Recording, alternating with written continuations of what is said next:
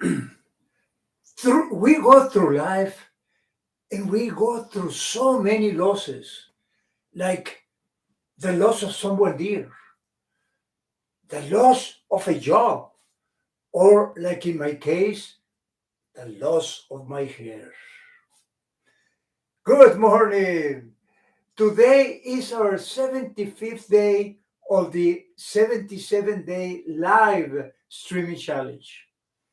And we will be talking about humor, specifically the power of three. And we'll also talk about the pauses that are very needed during our speeches, and especially in humor. What I told you, I use the power of three. And you use the power of three in humor. The first two statements is the setup.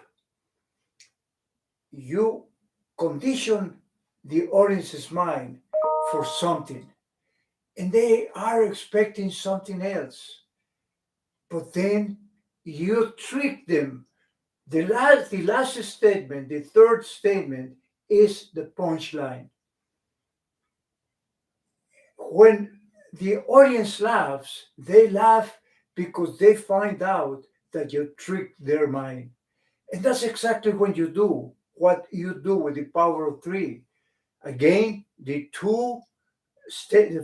first two statements is the setup, and they're expecting something else.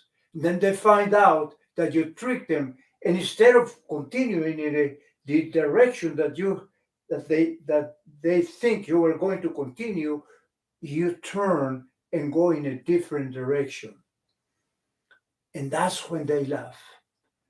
The power of three is very, very useful, not only for humor, but also when we're listing items or listing points. It's it's easier for the audience to remember three items than four, or it's also easier to have three instead of two, because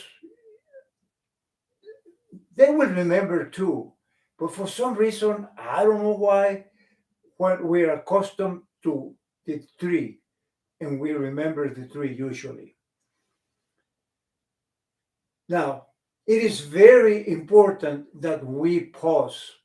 Whenever we do the setup and then we do the punchline, what should we do?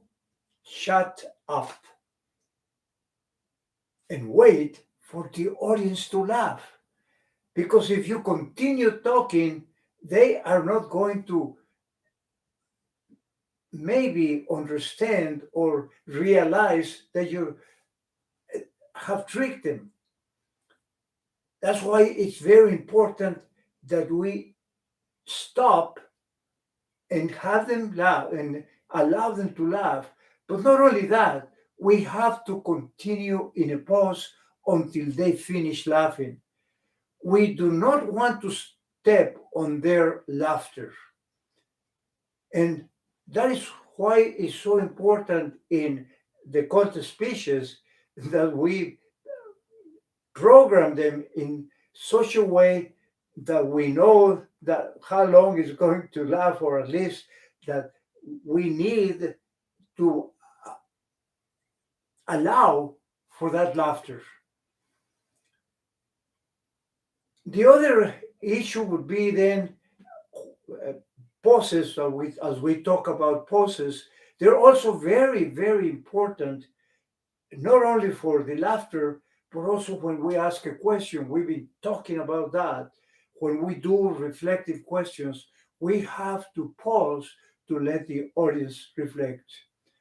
So, just to summarize, the power of three is a very useful tool, not only for humor, but only when we are listing any items or any points in our speech.